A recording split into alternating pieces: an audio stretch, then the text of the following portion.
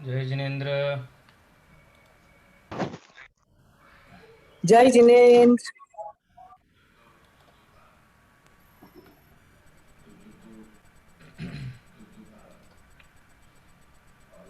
मंगलाचरण करेंगे। जय श्री ओम नमः सिद्धेभ्य।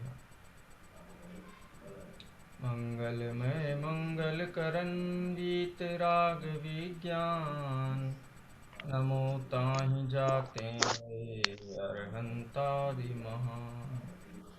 करि मंगल करि हो महा, ग्रंथ करन को काज। याते मिले समाज सब, पावे निज पद राज। इस भव तरु का मूल एक, जानहु मिथ्या भाव। ताको कर निर्मूल अब, करिए मोक्ष उपाय। मोक्ष और प्रकाशक ग्रंथ के ऊपर अपनी चर्चा प्रवर्तमान है।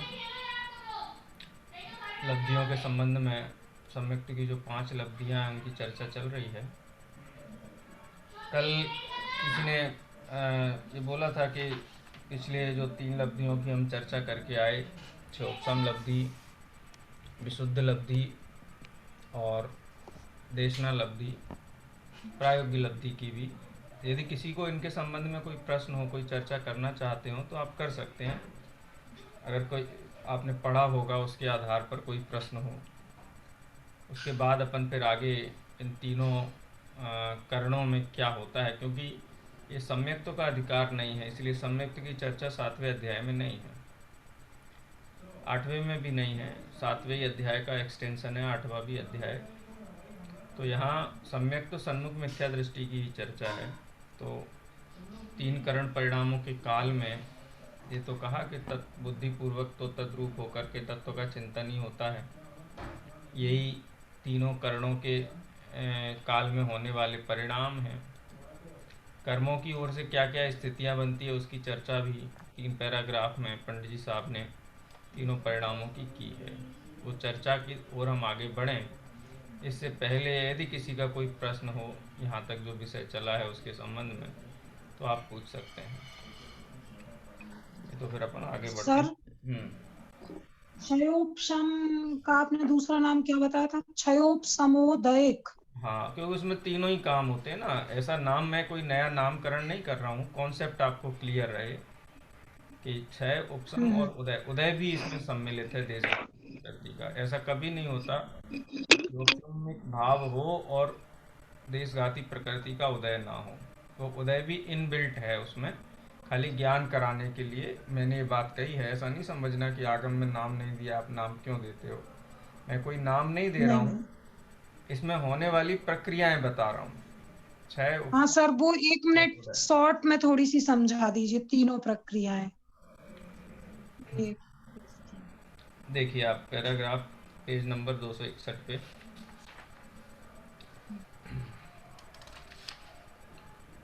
खाली क्षयोपशम शब्द का कॉन्सेप्ट है। ज्ञान उदय काल को प्राप्त सर्व घाती स्पर्धकों के निषेकों के उदय का अभाव, यानी वर्तमान समय मानो अगले समय में मति ज्ञान, श्रुत ज्ञान आदि के सर्वघाती स्पर्धकों का उदय का काल हो, अथवा अवधि ज्ञान, मनपर्य ज्ञानावरण अथवा केवल ज्ञानावरण, सबके सर्वघाती स्पर्धक होते ही हैं। उस सर्वघाती स्पर्धकों का क्या हो? उदयाभावी क्षय। मति ज्ञान और श्रुत ज्ञानावरण संबंधी भी सर्वघाती प्रकृतियां हैं, उनका उदय का काल हो अगले समय। लेकिन निषेक रचना हो रही है अभी, तो अगले समय में उदय आने योग्य प्रकृतियों का क्या हो जाएगा कि वो उनका अपकर्षण हो जाए, सर्वघाती से देशघाती रूप हो जाए, अथवा उनकी स्थिति शिफ्ट हो जाए। एक समय में उदय आने योग्य थी, वो अब अंतर मुहूर्त बाद उदय में आने योग्य हो जाए, 1 वर्ष बाद उदय में आने योग्य हो जाए, ऐसे स्थिति का एक्सटेंशन हो गया। तो सर्वघाती प्रकृतियां उदय में नहीं आएंगी वर्तमान में। अच्छा, वर्तमान की प्रकृतियों की स्थिति में वृद्धि होकर के आगामी काल में उदय आने योग्य हो गई, वर्तमान में उनके उदय का अभाव हो गया, ये तो उदय का अभाव है, इसी को क्षय कह दिया। अब कोई ये प्रश्न करे कि सत्ता में पड़ी हुई कई ऐसी प्रकृतियां भी होती है ना जो भविष्य में उदय आने योग्य हैं। क्या उन भविष्य में उदय आने योग्य प्रकृतियों की स्थिति घट कर के और अगले समय में उदय आने योग्य नहीं हो सकती क्या? है, चलो वर्तमान में उदय आने योग्य तो नहीं है, वर्तमान में उदय आने योग्य प्रकृतियों की तो स्थिति बढ़ गई या अपकर्षण हो गया, लेकिन भविष्य में उदय आने योग्य प्रकृतियों की स्थिति में अपकर्षण हो जाए, वर्तमान में उदय आने योग्य हो जाए, ऐसा हो सकता है ना? तो कहते क्षयोपसम भाव में ऐसा होता है कि अनागत काल में यानी भविष्य में उदय आने योग्य उन्हीं प्रकृतियों का सत्ता रूप रहना, माने उनकी स्थिति कम होकर के अभी डिस्टर्ब करने नहीं आएंगी अपने को, तो उनका सत्ता रूप वहीं टिके रहना, वहीं पे वर्तमान समय में उदय आने योग्य नहीं हो जाना, इसको कहते हैं सदवस्था रूप उपसम। ठीक है, ये दो स्थितियां हो गई।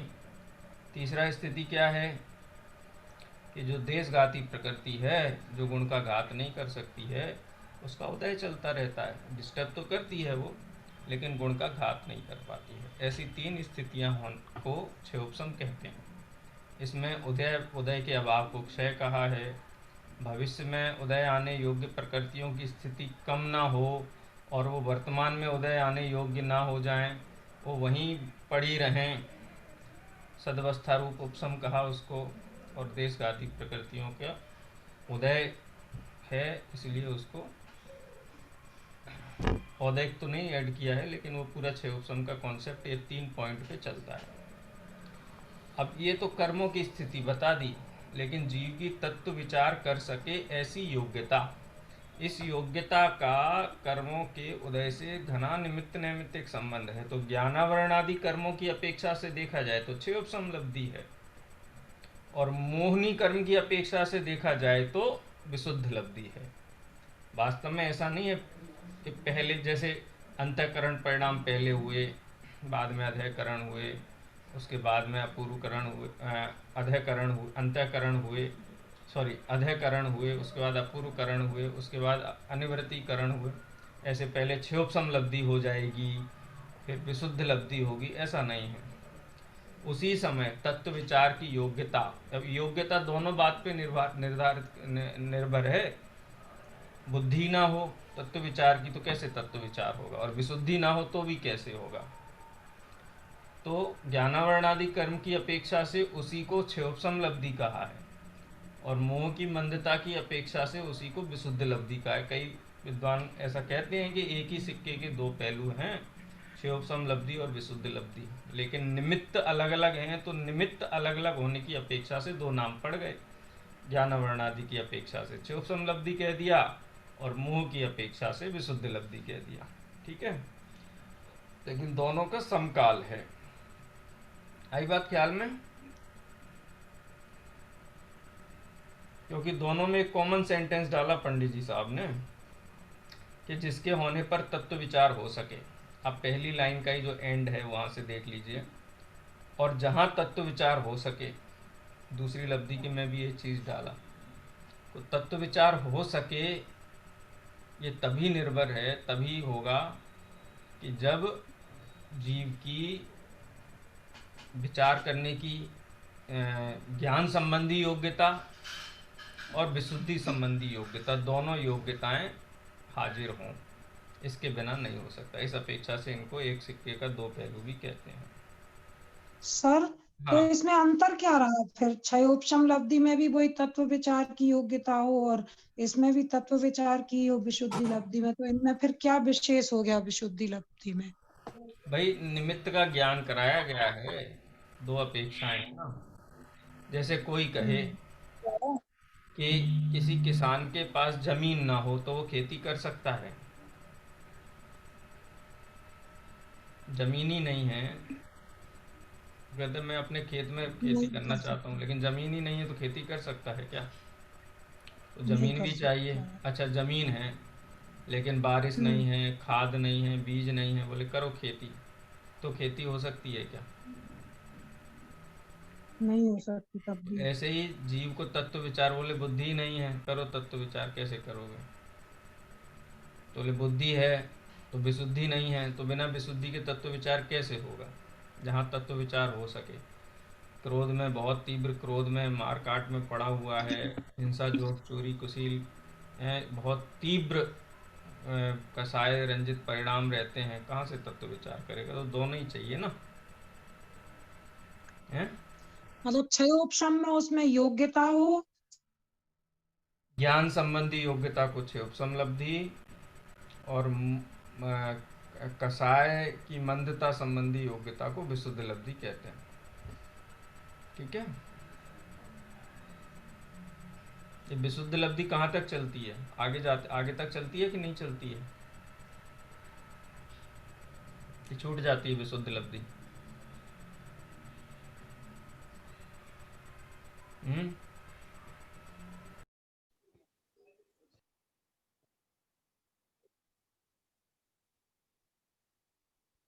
सर आप म्यूट है, सर आपकी आवाज नहीं आ रही।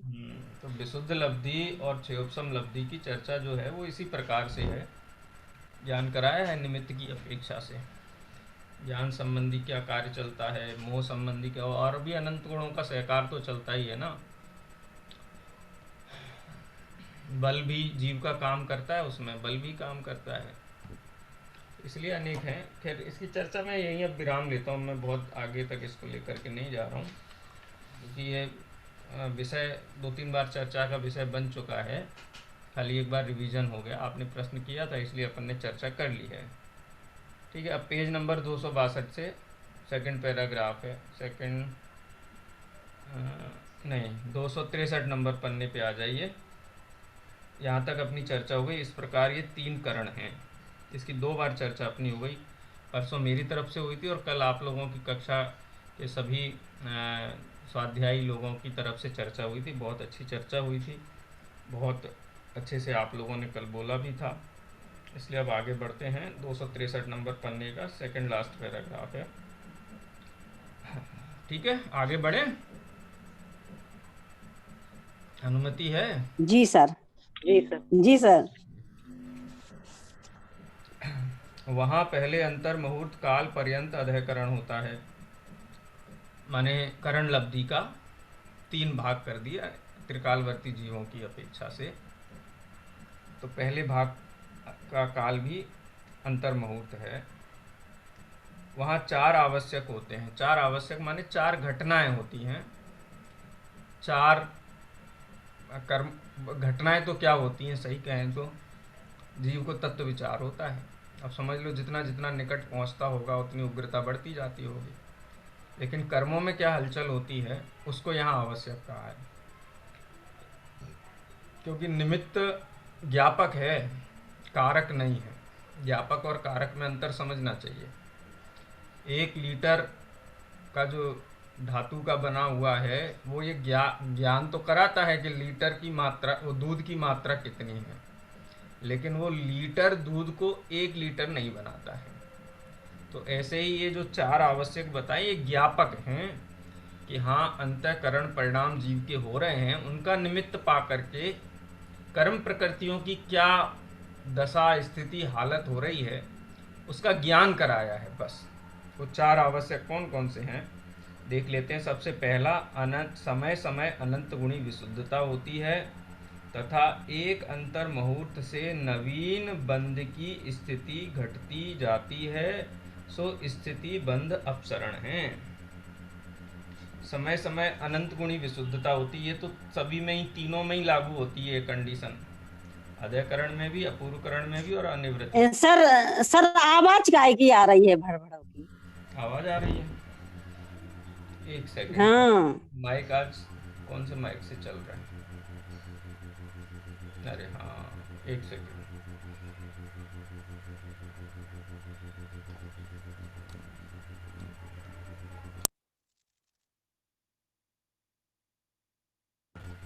अभी ठीक है?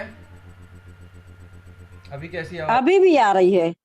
अभी डिस्टर्ब आ रहा है? अभी बंद है। अभी सही है? नहीं अभी भी आ रही। आ रही है।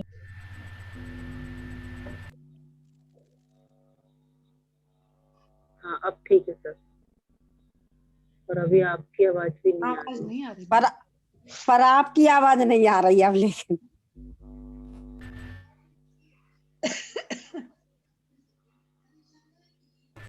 हाँ, अभी कैसी है? अभी ठीक है आवाज? सही है सर। कैसे ही है। अभी अभी कैसी है आवाज? अब ठीक हाँ अब कम हो अब ठीक है? जी। अब ठीक है ये। अब ठीक है ठीक है। हाँ जी, ठीक है। अनंत गुणी विशुद्धि वाली बात है, वो तो सभी में ही लागू होती है, तीनों ही करणों में। पहला स्टेटमेंट। दूसरा स्टेटमेंट है एक अंतर मुहूर्त से, एक अंतर मुहूर्त से नवीन बंध की स्थिति घटती जाती है। यानी जो ये अध्ययकरण वाला अंतर मुहूर्त है ना, उसमें भी भेद करो तो मध्यम जाति का अंतर मुहूर्त है ना, तो उससे कम अवधि वाले अनेक अंतर मुहूर्त उसके अंदर गर्भित हैं। तो अध्ययकरण परिणामों के काल में जो बड़ा अंतर मुहूर्त है उसके भाग करो अंतर मुहूर्त, तो एक एक अंतर मुहूर्त में नवीन बंध की स्थिति घटती जाती है। माने निरंतर जो भी नवीन बंध कर रहा है, मान लो एक एग्जाम्पल लें कि अध्ययकरण का परिणाम हुआ, पहले अंतर मुहूर्त में वो कर्मों की, किसी भी कर्म की एक फॉर एग्जाम्पल ले लो, वो स्थिति बांधी उसने 10,000 वर्ष की। तो एक लघु अंतर मुहूर्त काल बीता और दूसरा अंतर मुहूर्त काल शुरू हुआ, उसमें वो स्थिति 10,000 वर्ष की नहीं बांधेगा, अल्प बांधेगा।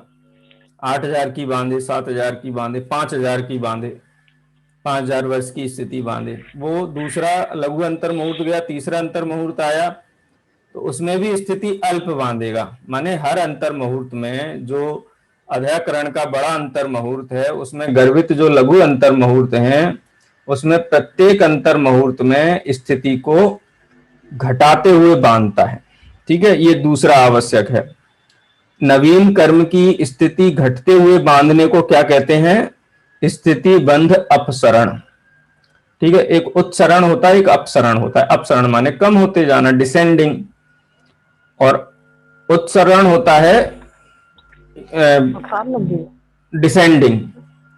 ठीक है, तो हाँ, तो स्थिति बंध अपसरण माने हर लघु अंतर मुहूर्त काल में नवीन नवीन जो कर्मों की बंद हो रहा है उनकी स्थिति कम होते जाना।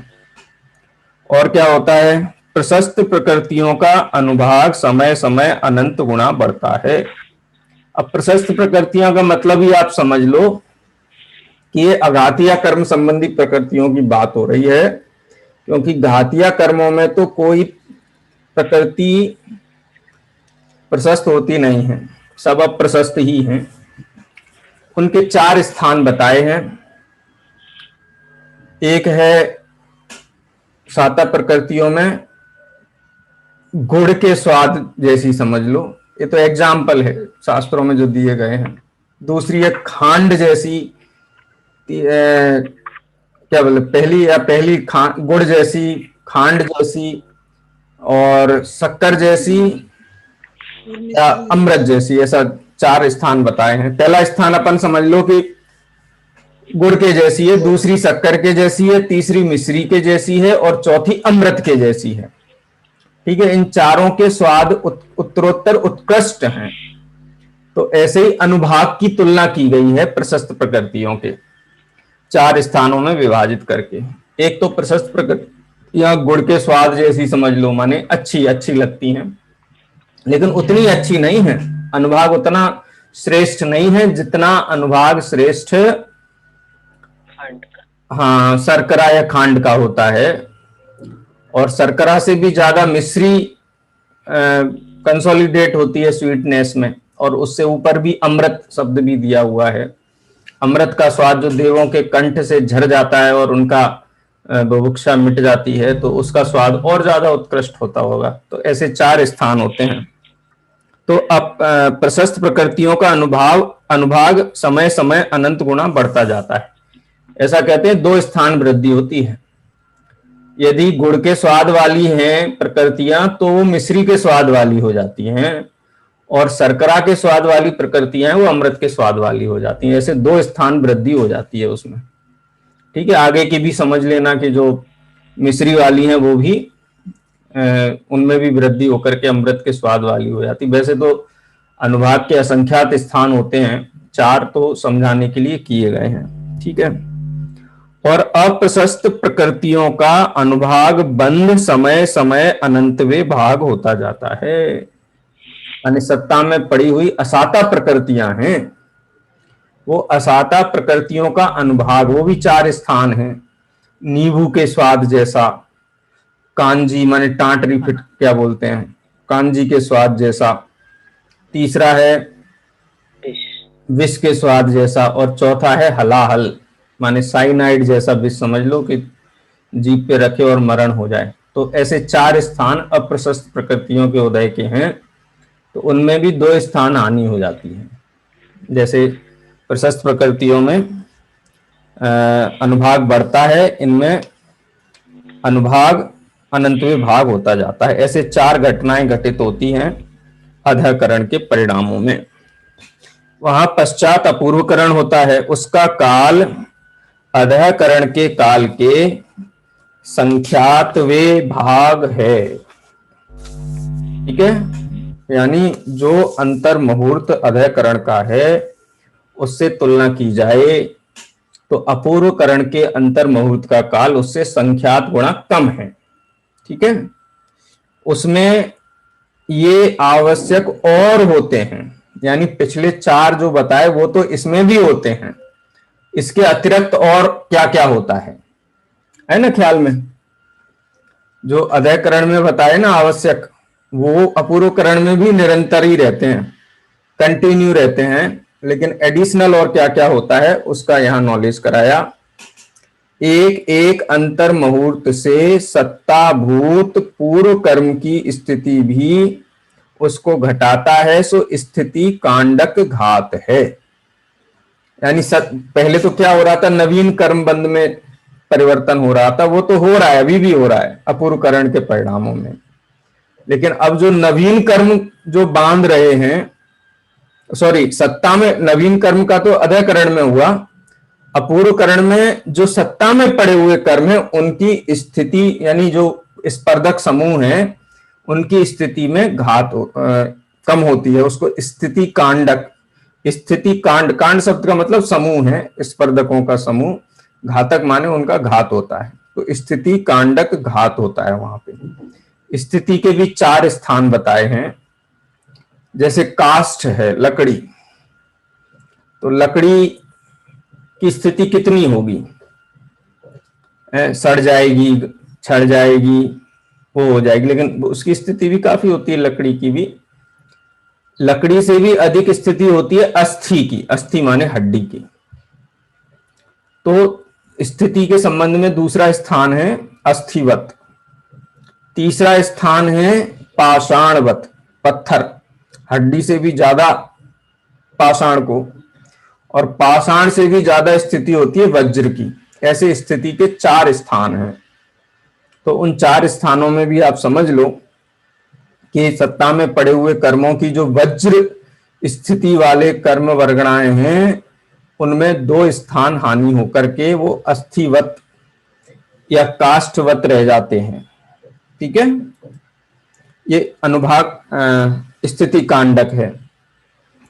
अच्छा, तथा उसमें छोटे छोटे एक एक अंतर मुहूर्त से पूर्व कर्म के अनुभाग को घटाता है। स्थिति को ही नहीं घटाता, खाली अनुभाग को भी घटाता है, इसके अनुभाग को घटाता है। तो जो अप्रशस्त प्रकृतियां हैं उनके अनुभाग को घटाता है। ये नियम आप मान के चलो कि अप्रशस्त प्रकृतियों का अनुभाग घटता है और प्रशस्त कर्मों का अनुभाग बढ़ता है। जहां भी घटाने की बात आए तो अप्रशस्त के संबंध में ही समझना चाहिए। तथा गुण श्रेणी के काल में क्रमशः असंख्यात गुणे प्रमाण सहित कर्मों को निर्जरा के योग्य करता है। अभी निर्जरा हो नहीं रही है, लेकिन अपूर्व करण में वो कर्म जब सम्यक्त हो तो असंख्यात गुणी निर्जरा हो तो असंख्यात गुणी प्रमाण सहित कर्मों को निर्जरा करने योग्य अभी बना देता है। आप जैसे वो बनाते हो ना, क्या बोलते हैं, दाल की मंगौड़ी बनाते हो, ठीक है, तो दाल लेकर के सीधा मिक्सर में डाल के पानी डाल के और सीधा बना देते हो कि नहीं बना देते हो? सीधे ही बना देते हो, कुछ करते हो पहले?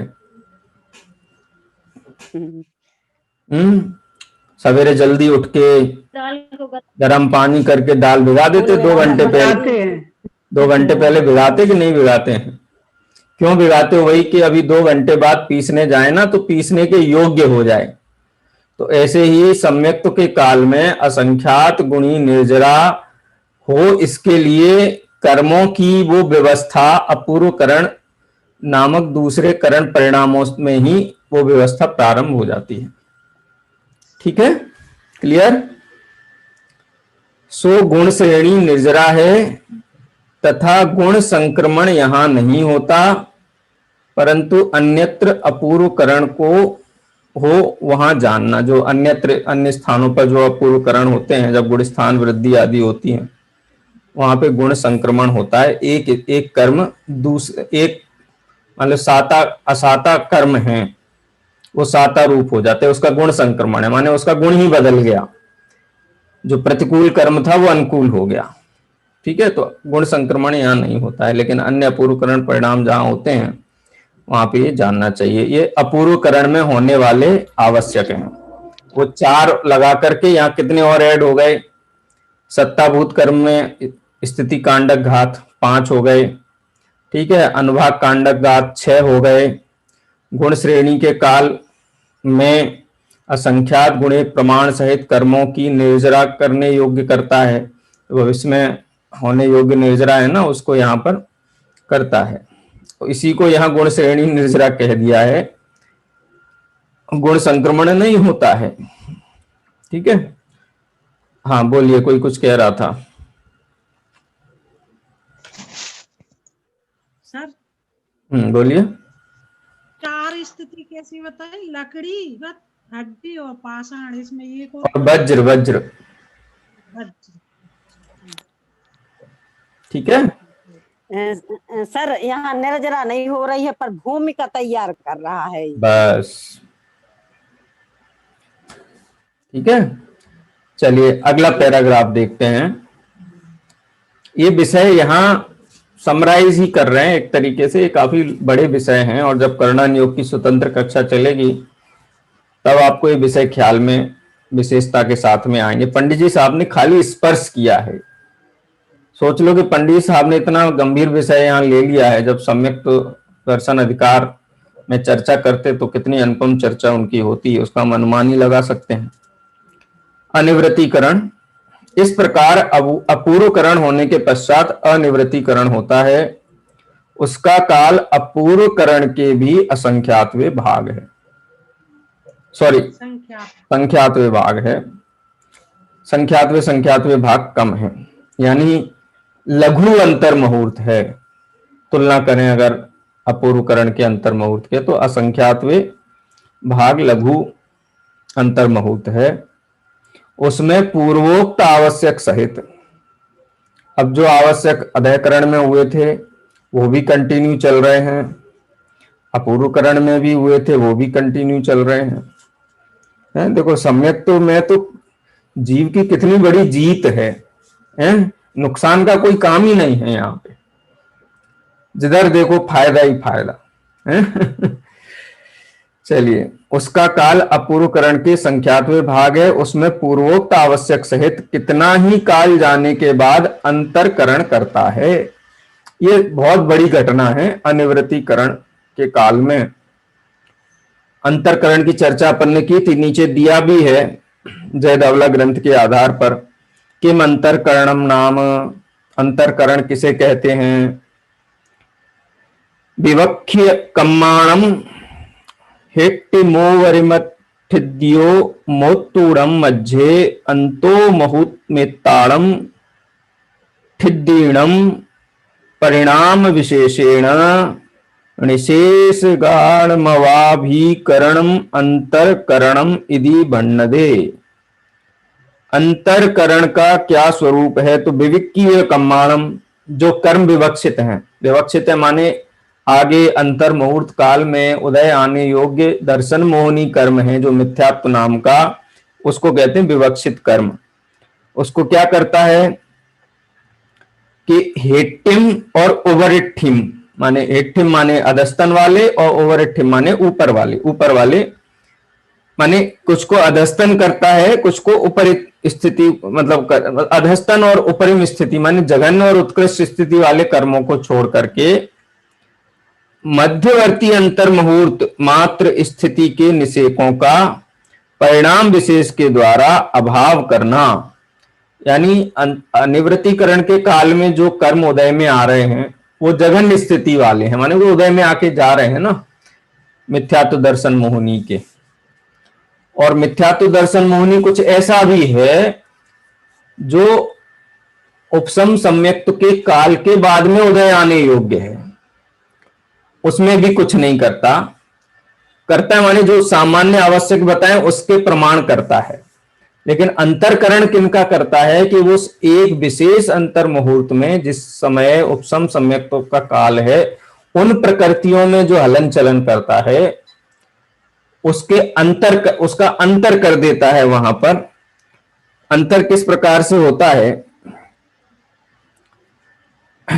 वो उसको आगे कहते हैं यहां पे, जो अनिवृत्तिकरण के काल पश्चात उदय आने योग्य ऐसे मिथ्यात्व कर्म के मुहूर्त मात्र निषेक का अभाव करता है, उन परमाणुओं को अन्य स्थिति रूप परिणमित करता है। अन्य स्थिति रूप माने कि कुछ पूर्व में स्थिति घटा करके अनिवृत्तिकरण के काल में उदीर्णा हो जाए कुछ की, और कुछ की स्थिति मुहूर्त बाद उदय आने योग्य हो जाए, अंतर मुहूर्त बाद उदय आने योग्य हो जाए, तो उतने काल का वैक्यूम मिल जाता है, विंडो मिल जाता है कि जहां कर्म का उदय नहीं आता है और कर्म का उदय वहां नहीं आता है, वो उपसम सम्यक्त का नैमित्तिक निरूपण है। वैसे तो सारा काम जीव के निर्मल परिणामों का ही है, लेकिन निमित्त की अपेक्षा से देखा जाए तो बाहर में अनिवृत्तिकरण परिणामों के काल में ही ये व्यवस्था हो जाती है कि आगे अंतर मुहूर्त काल उदय आने योग्य कर्म रहे ही नहीं। ठीक है, ऐसा होता है ना जब प्रधानमंत्री निकलते हैं सड़क, कहीं से रोड से उनकी गाड़ी निकलती है तो रोड डाइवर्ट कर देते हैं, बोले इधर जितने आए यहीं से रिटर्न हो जाओ, उधर से आए वो उधर के उधर रिटर्न हो जाओ, बीच का रोड पे कोई आएगा नहीं। तो ऐसे ही समझ लो कि कुछ कर्म उदय आने योग्य थे जिनकी उनको पहले ही उदय आने योग्य हो गए, कुछ कर्म है उनकी स्थिति आगे चली गई, तो उतना अंतर पड़ गया, उस अंतर को अंतरकरण बोलते हैं, वही उपसम सम्यक्तों में निमित्त है। और क्या होता है इसके साथ में, ये तो अंतरकरण हुआ, उसके पश्चात उपसमकरण है। अंतरकरण द्वारा अभाव किए निषेकों के ऊपर वाले जो मिथ्यात्व के निषेक हैं उनको उदय आने के अयोग्य बनाता है।